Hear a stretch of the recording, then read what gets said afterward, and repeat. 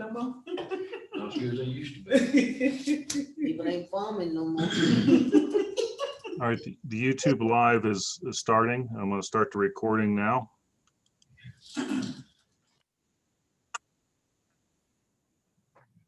Good evening, everyone. It is September the 1st, 6 o'clock. It's time to do our 6 o'clock meeting. At this time, we go to the agenda. And the first thing on the agenda will be a prayer by Reverend Lynn Bryant of First Presbyterian Church. Reverend Bryant. Looks like he's about to do it. Just a second. Okay. Reverend Lynn Bryant. Bruce said just a There second. she goes, there she goes. At this time, we'll have our prayer by Reverend Lynn Bryant, First Presbyterian Church. You got to unmute. Unmute, yes, okay. Can you hear me now? Yes. All right, thank you. Let us be in prayer. Almighty God, author of life, source of wisdom, channel of grace, we call upon you now to direct our thinking and to empower our decision-making for the concerns that lie before this body. Grant that we may be attentive to the needs of this community and responsive to the challenges, opportunities, and celebrations of all your people. Thank you for the gifts of each of these gathered individuals, for their dedication to the city of Monroe, and for their unyielding commitment to support its health, safety, and quality of living as each day dawns. Through the power of your love, let it be so. Amen. Amen. Thank you so much, Reverend Bryant. We appreciate that very much. And for First Presbyterian Church, again, thank you so much for doing our prayer. My privilege. At this time, I'm going to call a roll.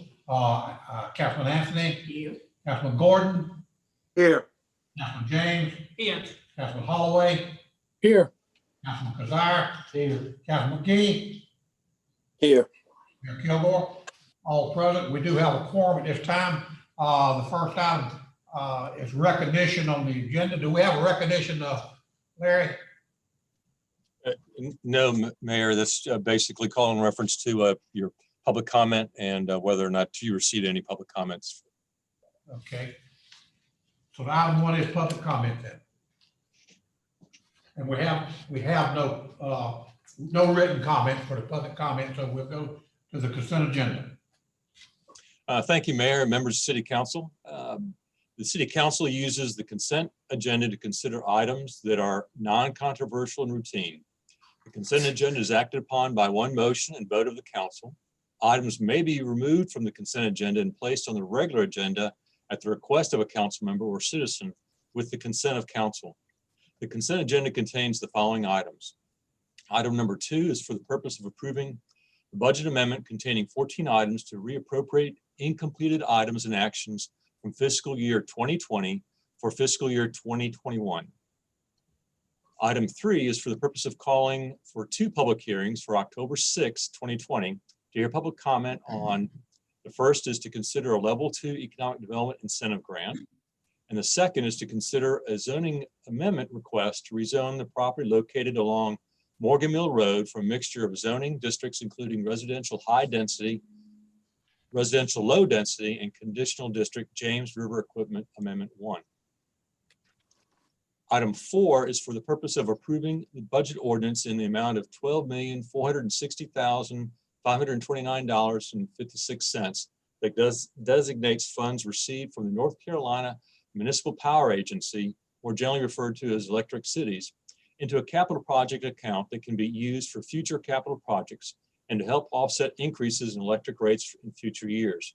Those funds resulted from a favorable trend of lower operating costs at the generation facility known as the Catawba Nuclear Power Plant, which the agency owns a majority share.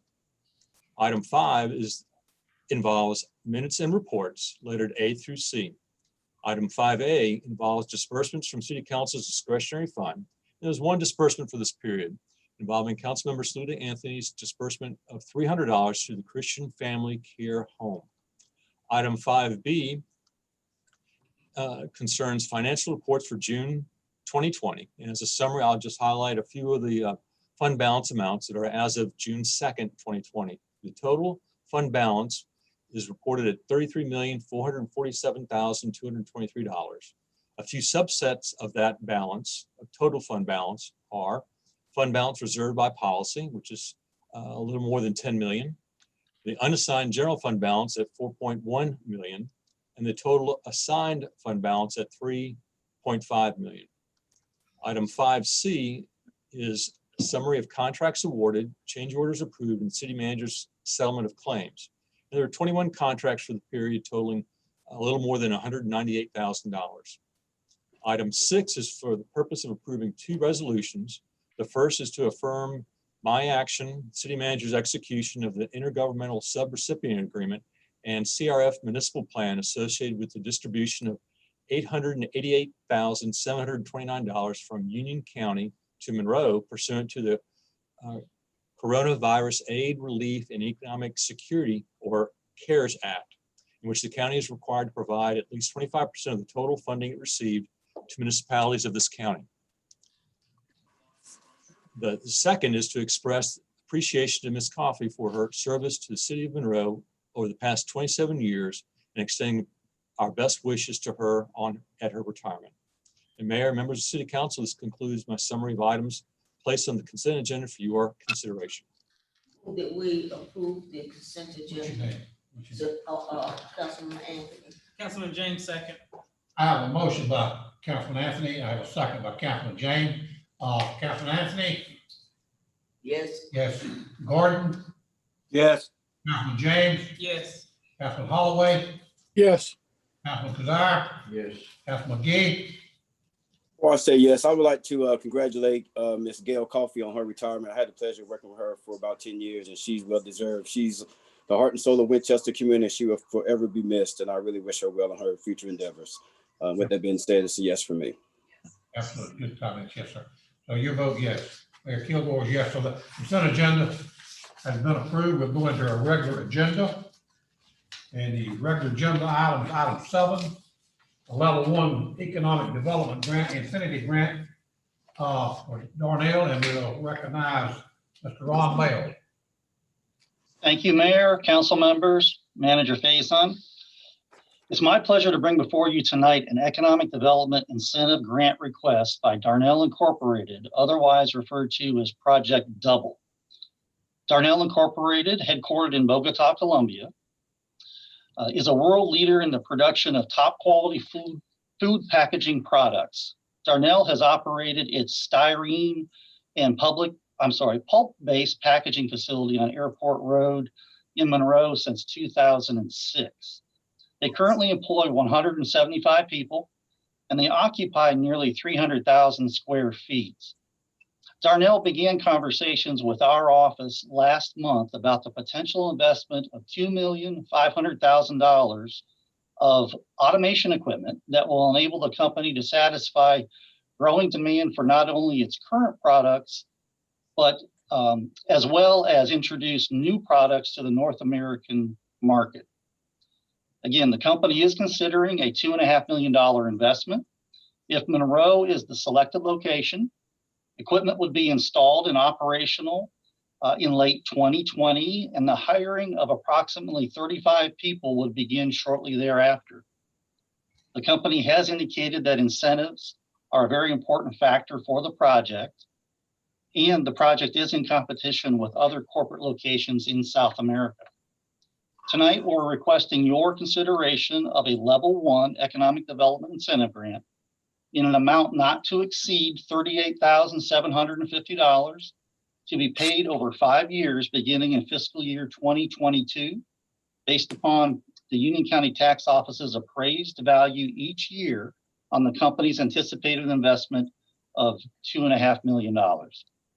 Based on this investment and holding all other factors constant, including depreciation, the company would pay estimated ad valorem taxes on the new taxable investment of $77,000 over the same grant period. Of course, actual tax revenue to the city will be based on the current tax rate applied to the assessed value of the investment each year after depreciation. We presented this project to the Monroe Union County Economic Development Board of Advisors at their August 4th meeting, where they unanimously supported us bringing the project before you tonight for your consideration. As we do with all of our projects, we perform a cost-benefit analysis, and this project shows a 2.94 to 1 return over the first 5 years of the project or the grant period, and that increases to a 3.19 to 1 over the life of the project. We will also present this opportunity to the Union County Board of Commissioners next week at their September 8th regular meeting, where a similar development incentive grant will be requested. Therefore, the Monroe Union County Economic Development Board of Advisors and staff recommend the award of this level 1 performance-based incentive grant to Darnell Incorporated in an amount not to exceed $38,750 in order to help secure this $2.5 million investment.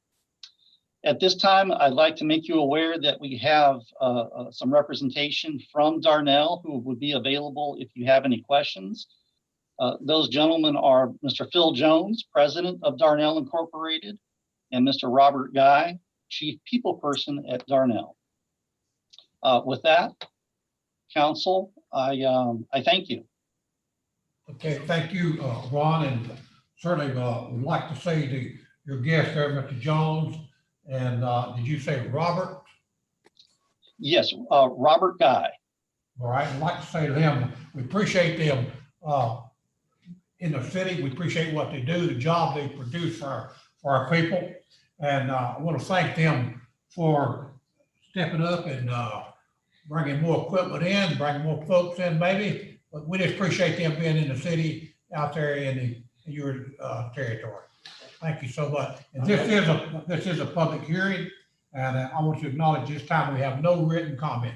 Council, have any questions? Yes, Councilwoman Anthony, did I hear you say that we'll bring 35 more jobs? Did you say that? Yes, Councilwoman Anthony, that is correct. 35 new jobs paying a starting wage of anywhere from $16 to $18 per hour. Okay, what skill level will these individuals have to apply for these jobs? Councilwoman Anthony, I might defer to Robert Guy from Darnell who can, Robert, could you unmute and maybe help us out? What was it? Could you repeat the question, please? What skill level will an applicant need to apply for these jobs? So the skill level we look for, we have entry level packer positions that will start at that base level and into operator level positions to run our machinery. So those would be people with a basic high school education, but not required, and some previous manufacturing experience. Okay, that's good, because we want to make sure that our local high school graduates can go into these workplaces and start out with a decent salary so that, they can contribute to society and support their families. Yes, ma'am. We welcome them every time. Council, have anything else? Mayor Pro Tem Holloway here. I make a motion that we adopt the resolution for the economic incentive grant. I have a motion by Councilman Holloway. I have a second by Councilman Kazire. Councilman Anthony, Yes. Kazire, Yes. James, Yes. Councilman Gordon, Yes. Councilman Holloway, Yes, Councilman Gee, Yes. yes, and that will pass. Ron, thank you so much. Wait a minute, motion to approve the incentive agreement. I have a motion. Yeah. Councilman McGee, I second that. I have a motion by Councilman Anthony. I have a second by Councilman Kazire. And Councilman Anthony, Yes. Councilman Kazire, Yes. Councilman James, Yes. Councilman Gordon, Yes. Holloway, yes, Councilman Gee, Yes. Mayor Kilgore is yes. Okay. We'll get that. That will pass. Thank you very much, Ron. Thank you, Council. Thank you. Thank you. Appreciate it. thank you, fellas. Thank you. Item 8 is a zoning map amendment request to rezone property located 3433 Continental Drive from residential high density, special use R10 to residential low density R20. And these are a public hearing. Good evening, I'm Carrie Mendler with the Planning Department. Tonight, I am here to present a zoning map amendment request regarding the property located at 3433 Continental Drive. Just to orient you to the site, the property is highlighted in blue here. It is located south of Continental Drive and east of North Rocky River Road. The applicant is requesting a general rezone of the subject property from R10 SU Residential High Density Special Use to R20 Residential Low Density. As mentioned, this property is currently zoned R10 SU, which is an old zoning classification. This property was zoned to the R10 SU district in 1997 as part of the Colonial Village subdivision. The July 3rd, 1997 City Council minutes for this rezoning state that this parcel was reserved for a future daycare facility. However, the minutes also state that any actual plans for development of the daycare would come back as an amendment to the special use permit. The city no longer utilizes special use permits for zoning districts. Therefore, the petitioner has requested a general rezoning to R20. The minimum lot size for the Colonial Village subdivision was 9,000 square feet. The lot in question is currently 1.27 acres. And the proposed rezoning to R20 for this parcel will require 20,000 square foot lot size minimum. Adjacent parcels not located within the Colonial Village subdivision are also zoned the R20 zoning. So again, just to orient you to the site, the property is highlighted in blue. This yellow color is the R10 SU district, which is the Colonial Village subdivision. The gray to the south and east is the R20 zoning district, and then the properties across North Rocky River to the west are general industrial. 2 rezoning notification signs were posted 10 days prior to the public hearing. We had one on North Rocky River Road and one along Continental Drive as well, where this property touches Continental Drive.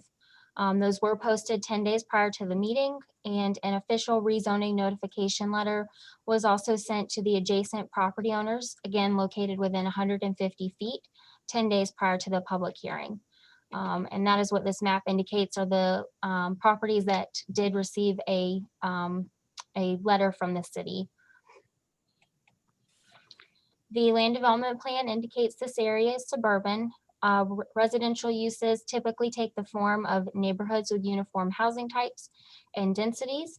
However, a mix of housing types and lot sizes is preferred in the suburban locations. And the proposed rezoning is consistent with the land use plan. This attachment is the future land use map. This yellow color is the suburban character area, and the gray is the industrial character area. Planning staff and planning board did recommend approval of the rezoning, and I will be happy to answer any questions. And the applicant is online as well to answer any questions you may have for them. This is a public hearing, and I'd like to acknowledge that we have four written comments that was received, one being undecided, one being in favor, one being against, and one just a general question. That's the comments that we've had on this particular one. Does the council have any questions? Yes, Councilwoman Anthony, of the communication you sent out for everybody within 150 feet, how many replies did you receive? I'm sorry, Miss Anthony, I didn't catch that. Of the communication that you sent out for everyone within 150 feet, how many replies, if any, did you get? I'm not sure of the specific letters who out of those submitted public comments. I could certainly check real quick to compare where the letters were sent and who may or may not have provided public comment, but I don't know those specifics off the top of my head. The information I got is 4 from the clerk, Ms. Robinson, are you on?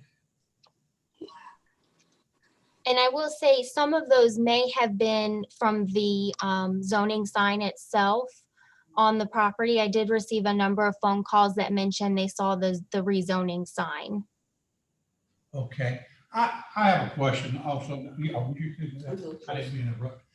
My question would be, and I don't know, one of these four, there was an email that was talking about at some point, this development, signage out there, and they probably were just an agreement. Apparently they don't have it in writing, but they were talking about that these folks said before they would develop these lots or when they develop them, they would still give them the right of way for their signage out there for the homeowners, homeowner association to keep up and so forth.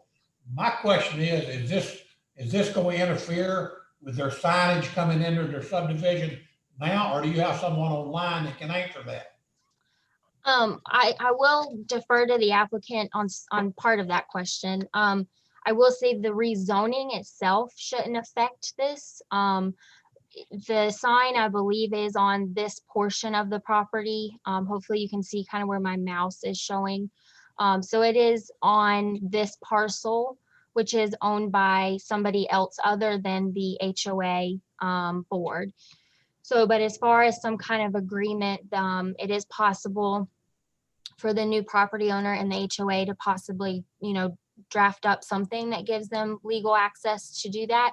But it wouldn't be something that the city would necessarily get involved with as far as a legal document and accessing someone's private property. But Mr. Goforth is also online and he may be able to address that better than I can. I realize it's not the city, but I just wanted to bring it out. Maybe if they didn't, they may have should have had it in writing or whatever. But I was hoping that whoever was doing the developing out there would certainly work with these people about their signage that's coming into the subdivision there. If they told them that or promised them that, I hope they will adhere to what they had told them. And I know that's not up to the city to do, but I just want to get that in for comment. Okay, thank you very much. Any other comment from the council? Yes, Mayor Freddie Gordon. No. My question could be to Carrie or it could be to the developer, but is this going to entail apparently a driveway into these lots off of Continental Drive? And will the homes face the rear of the two homes that are in front of it? Or what exactly, and that may be forthcoming in something more than this, but it's just a question. And I can quickly address, and also again, Mr. Goforth is online. So if I can't address the question, we can certainly get him to chime in. The applicant, like I said, Mr. Goforth, he has indicated that the deed for this property does not allow access for lots within this subdivision to take access off of Rocky River Road. So the proposed access is an access drive off of Continental Drive.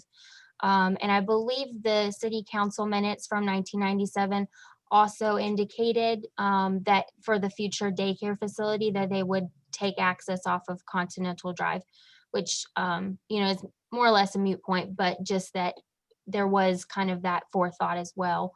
It's about a 30-foot wide leg here that you see that touches Continental Drive. So it is certainly wide enough for a drive or an access easement back to these houses. And I'm happy we can ask Mr. Goforth if you have further questions as well.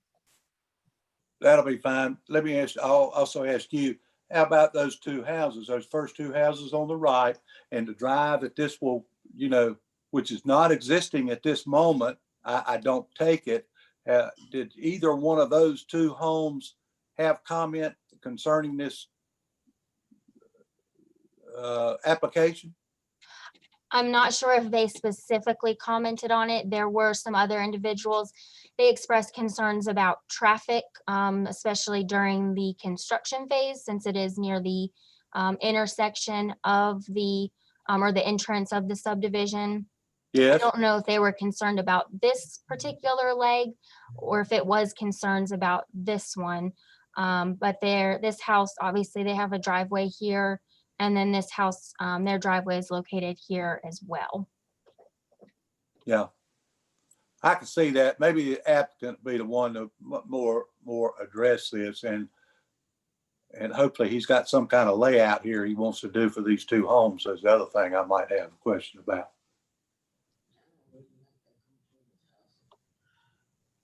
Ms. Carey, if I understand it, the two houses they're talking about, is that just gonna be an addition to the subdivision that's already there? Is that correct? I'm not entirely sure on that because if the deed has it listed as part of the HOA subdivision, then yes, it would be part of the HOA subdivision, but the city does not regulate HOA or deed restrictions. So if the deed says that, then the rezoning would not affect that part of what the deed, is restricting for this particular lot. Okay, Mayor Kilgore again. I think I heard you right. Did you say it would not be part of the HOA?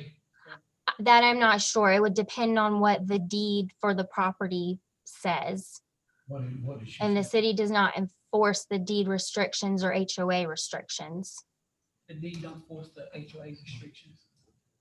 Oh, So the answer is no. okay, so it'll be part of the subdivision, if I understand it right, but not under the HOA. It would depend on what the deed says for this property. Okay, hey, thank you very much. You're welcome. Councilman Holloway here. Could we hear from Mr. Duckworth? His comments, please. Sure. Bruce, I don't know if he's unmuted or not. He went offline and hasn't come back on. Okay. Are we that Wait a bad? minute, here he is, just a second. Well, if he wants to get Councilman Gordon here, he needs to get back online if he's wanting council approval to build these two houses. There's questions to be asked, and some of the residents have brought them up, and certainly I have them myself. I think it's probably a connection issue. I don't think he got off intentionally. It's probably a connection issue. Yeah, I think he might be back on. Paul, Mr. Goforth, can you hear us? Hey, yes, Carrie. I don't know if you caught any of those questions that council members have for you. No, I did not. I'm having a I'm sorry, I'm out and I'm having some issues with my phone. But I'll be happy to answer any of them that they can give me. Mr. Goforth, I'm Freddie Gordon, member of council. My question to you is, there seemed to be some concern about traffic in and out between these two houses during the construction phase from the residents of the subdivision. 1, 2, how do you propose to locate these houses, and will they face each other internally, or are they going to be facing the rear of the two houses that are on Continental Drive, or and are they going to be of similar size and material, etc.? Yes, sir. Okay. Well, I can help you out there. The houses will be facing North Rocky River Road, and the concerns we had, I'm working with the HOA now, but tentatively the plan is for the driveways to be coming off the Rocky River and not going through the Colonial Village subdivision, and they will be as far as exterior, they will match what is there. They will have partial brick and stone, but be a LP siding on the remaining 3 sides. Okay, Okay. All right, yeah, I see those elevations. So you're saying there's enough width on Rocky River to face both of these houses to Rocky River. So that makes the lots deeper than they are wide. Is that correct? That's correct. Yes, sir. Okay, the Councilwoman Anthony, I want to make sure I understand. So there will be no driveway going to Continental. Is that correct? That's correct. Okay, so the drawing is actually incorrect then. Around straight in the road. Any other questions for the council? If not, we'll close the public hearing. Take action. I move to adopt a resolution of, I'm sorry. I'm sorry. Motion to adopt resolution approving land development plan compliance. Councilman McGee, I second. Councilman Desire, we'll have a motion from Council Lady Anthony and Councilman Desire, second.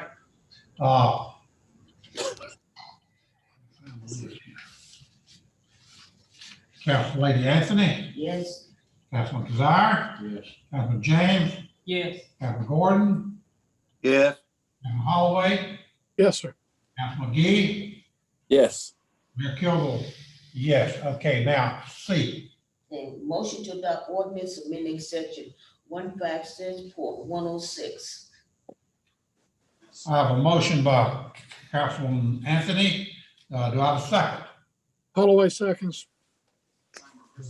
Holloway. Holloway second. Okay, I have a motion and a second. Councilman Holloway? Yes. Yes. Councilman Holloway? Yes. Councilman Desire? Yes. Councilman James? Yes. Councilman Gordon? Yes. Councilman McGee? Yes. Yes, so that will pass. We'll go to item 9, a resolution report confirming enter into a council minute settlement case Eastwood Construction. Is that Mr. Majid? Yes, it is, Mayor. That's just briefly, that is, the case that you resolved after some closed sessions.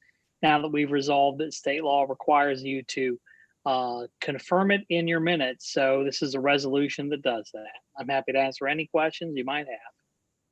So, man, this is Councilwoman Knapp, so it has been settled. It has been settled. The settlement agreement was approved by the court, the initial approval. And so we're moving forward with the resolution of the case. Motion to adopt resolution. Do you have a motion? Motion to adopt resolution. Councilman Anthony. Motion second, Councilman Desire. I have a motion by Councilman Anthony, a motion by Councilman Desire, second. Councilman, go down the road again. Councilman Anthony? Yes. Councilman Desire? Yes. Councilman James? Yes. Councilman Gordon? Yes. Councilman Holloway? Yes. Councilman McGee? Yes. Mayor Kilgore, yes. Okay, thank you very much. We'll go to item 10, the recommendation from the Citizen Appointment Committee. Okay, this is the Citizens Appointment Committee met on August 24th, 2020. And recommends that council make the following appointments. To the Monroe Historic District Commission, appoint Archie Morgan to a regular member from being an alternate. He is replacing Catherine Chappelle. His term is effective January 1st, 2020 through 12/31/2023. The Union County Historic Preservation Commission appoints John Dickinson to a partial term. He will replace Mary Lou Gamble. Is actually finishing her term. His effective date is 1/1/2020 and it expires 12/31/2020. And so, That's your motion. need a motion. That is my motion. Okay, I have a motion on the floor from Councilman Anthony. Do I have a second? I have a question first, Councilwoman James, before we go to All the right. second. I think in the minutes it talked about extending the terms for a year. That's the next item, Councilmember James. This is Majib Shagan. We'll talk about that after you deal with this particular issue. Sounds good. Thank you. Okay, I have a motion for you. Would you tell me your question? Any other questions? I have a motion, Councilman Anthony. Do I have a second? Gordon, Councilman Gordon, seconds. All right, I have a motion and I have a second. Councilman Anthony? Yes. Councilman Desire? Yes. Councilman James? Yes. Councilman Gordon? Yes. Councilman Holloway? Yes. Councilman McGee? Yes. Mayor Kilgore, yeah. So that will pass. Okay, we go to council action, any motion to adopt motion of the nine. This would be the exemption, Mayor. We're going to item B. Yes, sir. Ordinance amending code of ordinances, chapter 32, board of commissions and departments, chair and vice chair. Mayor, that is an issue that, this is Mujib Shakan, that's an issue that came up in advance of the last meeting. We recognized from a staff perspective that the deadline of the end of this year for chairs and vice chairs to no longer have the exemptions that allow them to serve, regardless of how that exempts them from term limits that the other members of the boards and commissions are required to meet, that was going to come into play at the end of this year. And we noted that the majority, not actually majority, all but 5 members of chairs and vice chairs of your boards and commissions that you appoint would have lost their seats. And the recognition is that when you extended this to 2020, the idea was that during 2020, the committees would have a chance to meet, you would work and develop the new members who would be able to serve as chairs and vice chairs. Unfortunately, the pandemic took care of that. So because of the pandemic, staff noted the issue to the committee, and at the committee's, with the committee's approval, we have a ordinance that will extend that time limit out until December 31, 2021. I'm happy to answer any questions you have. I know Councilmember James had a question as well. Yeah, Councilwoman James, I don't think we should extend it that long, maybe 6 months. Because I know we did offer to do Zoom meetings, electronic meetings or something. I know some chairs are not having meetings, but I think you can find a way to meet electronically if you choose so. So I think that's too long to extend it. Councilmember James, this is Mujib Shakan. I hate to correct this, but the committees and the boards and commissions do not have the ability to meet electronically. Under your rules, only the council does. And I know that Councilmember McGee raised the issue at a prior meeting. Staff reported back on it. So unfortunately, the boards and committees haven't been able to meet except for our quasi-judicial ones because they have to meet. So unfortunately, all the other boards and commissions have not had the ability to meet in person at all or to meet at all. And the reason staff recommends the 1 year as opposed to 6 months or 18 months, which were also subjects that were discussed, is your terms on all the boards and commissions, as a rule, expire at the end of a year, and then the terms start at the beginning of the next. So that's why we wanted to keep that consistent with what your practice has been. But we are, of course, happy to do whatever council requests. We, however, recommend that you do the end of 2021 so that's consistent with your current schedules and the current terms and the practice that the council has had. And then it also makes sure that there is time to do it. One of the things that we would do is after this is approved, or whatever decision you make, that we notify all the chairs and the vice chairs and the committee members to let them know that the terms will expire on December 31, 2021, and to note the council has already extended this twice, and that we could note the council may not be willing to extend it in the future. So that we would hope they would begin the process of working toward designating chairs and vice chair candidates. All right, Councilwoman James again. I know when I was reading the minutes, it also talked about, I guess, staff getting a committee or something going out, trying to solicit other members for committees and stuff. Where are we on that process? Councilmember James, this is Mujib Shakan again. I think there had been a discussion of it, and I do not believe we have had discussions with the manager and the clerk, we have not had a chance to convene that group. And of course, the idea was that group would have been convened had we not had a pandemic. So it's difficult to recruit during that time, but we will work to do that with the goal of making sure that, I think it was to locate new members for boards and commissions. And we will be happy to be doing that, especially once we are past some of the issues with the pandemic. Okay, thank you. And then one more thing, sorry, Councilwoman James, I know we, in doing that and trying to get other members, I said, because I know other members have asked part of some boards and we have denied. We can't get our personal bias in the way of having people selected on committees. So that's just something I want to reference out there, that we don't do that. We have it open and be non-biased and other people that want to be on committees. Councilwoman Anthony, okay, I want to bring out some points that you already brought up, but I'm gonna talk about them again. Okay, I want to point out that we already extended from 2019 to 2020. I want to point out that during that period, chairs, co-chairs, and committee were informed about it, so it's not like a shock to them. And I want to point out too, that I think it's important that we always have opportunities for all of the citizens to serve on boards and commissions. And as long as they go by the new regulations, that they attend one meeting to see if it's a good match, then the applications will be scored fairly based on the experiences and their fit, and never to be influenced by friendship, name, or anything else. I think that's always important. So, and inclusive. Mayor, I make a motion that we do adopt ordinance recommended by Majid.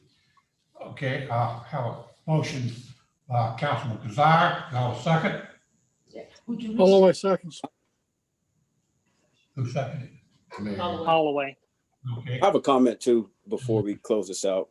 My apologies. I just wanted to know, I appreciate Angela, Councilwoman James bringing up the issue again that I brought to the table a while ago. Our tagline is where Heartland meets high tech, and I just think it's very disappointing that we don't utilize the skill sets and the technology that we have to assure that we can go on as usual with business, with allowing people to meet. I know cost was brought up and the lack of viewership was brought up, but I think all that can be rectified and really work through if we really want to engage our community. A lot of people really want to be engaged, and I think we should do a better job of making sure that people have that opportunity. I really would like for us to revisit that. That's just me personally. We are in a pandemic. People want to be involved and want to be engaged in what we're doing, as it showed in our open conversation with racism. People want to be involved, and I think that we should utilize the skill sets that we have, utilize the equipment that we have, the technology that we have to allow people to do that. Don't make it always about cost and all that stuff. I know cost is an issue, but it's not going to cost us that much to actually allow our constituents to be involved in our government as they want to be. So I really think at a later time, maybe we should revisit that to allow us to be more technologically savvy, if you will, if we're going to claim to be the heartland where we are also claiming to be high in technology. I just think that makes sense for the city of Monroe. Anyone else? I have a motion by Councilman Kazire. I have a second by Councilman Holloway. Councilman Anthony? I didn't understand the motion, I'm sorry. It was what you recommended to. It's to approve the ordinance. Motion to approve. Majid, what y'all had.